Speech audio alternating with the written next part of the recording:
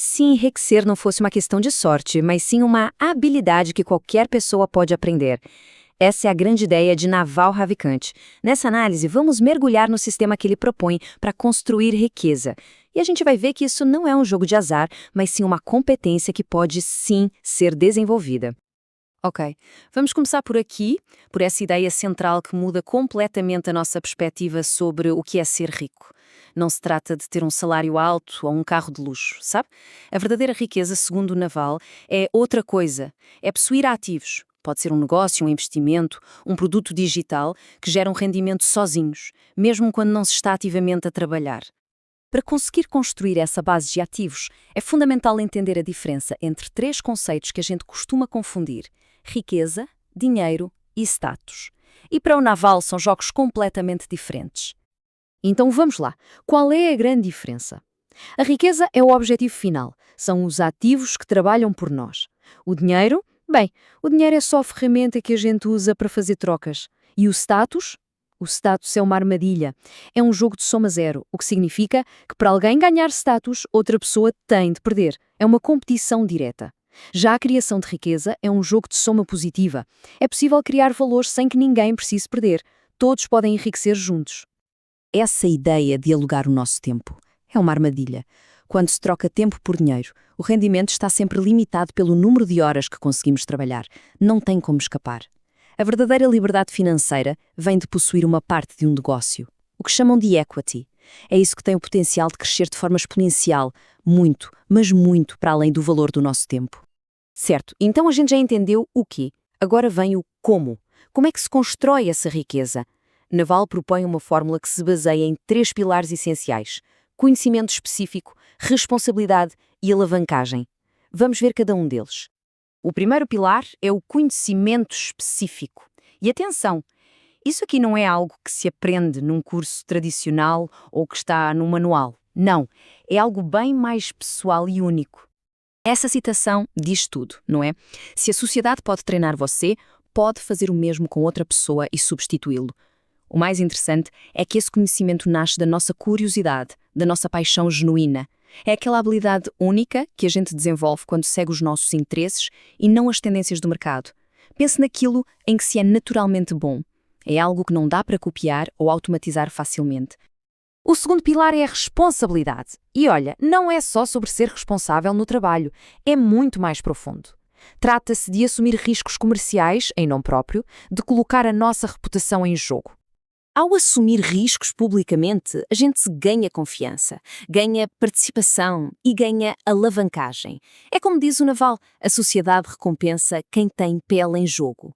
É a diferença crucial entre ser um funcionário que executa tarefas e ser a pessoa cujo nome está ligado ao sucesso ou ao fracasso de um projeto.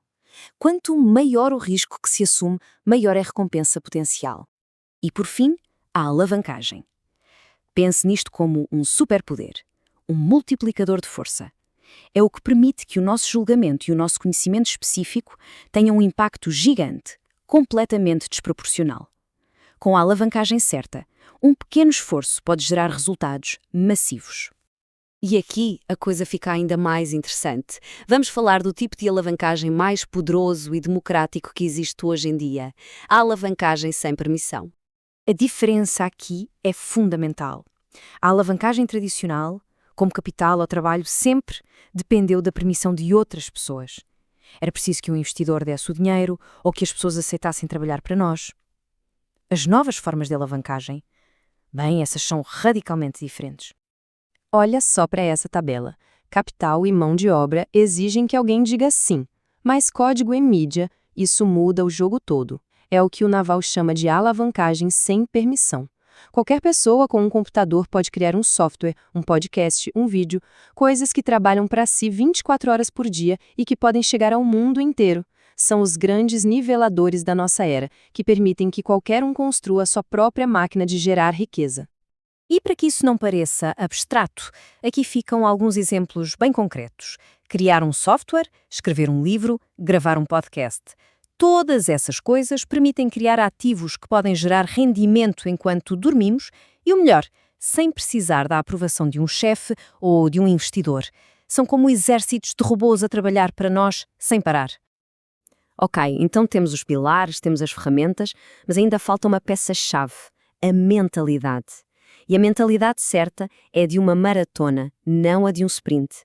A riqueza, assim como os relacionamentos e o conhecimento, não se constrói da noite para o dia. É resultado de jogar jogos de longo prazo. É a magia dos juros compostos. E olha, isso não vale só para dinheiro no banco, não. Aplica-se a tudo. A confiança numa relação de negócios, a nossa reputação numa área, as competências que a gente acumula, tudo isso cresce de forma exponencial com o tempo e com a consistência. Essa linha do tempo mostra isso na prática. No começo, no primeiro ano, os ganhos são pequenos, quase invisíveis, mas os esforços consistentes vão se acumulando. Com o tempo, os retornos deixam de ser lineares. De repente, o crescimento acelera de forma exponencial. As oportunidades começam a aparecer porque se construiu uma base sólida de confiança e de competência. E tudo isso nos leva ao ponto mais importante, a ideia que amarra toda esta estrutura: encontrar a nossa autenticidade e usá-la como a maior vantagem competitiva que existe. O objetivo final é encontrar aquela interseção única entre aquilo que se adora fazer e aquilo que a sociedade valoriza. Quando o nosso trabalho nos parece divertido, a gente consegue dedicar-lhe uma energia e uma consistência que mais ninguém consegue. A persistência, que para os outros é tão difícil, para nós torna-se natural. E essa ideia é absolutamente libertadora. Ao sermos genuinamente nós próprios, criamos uma proposta de valor única.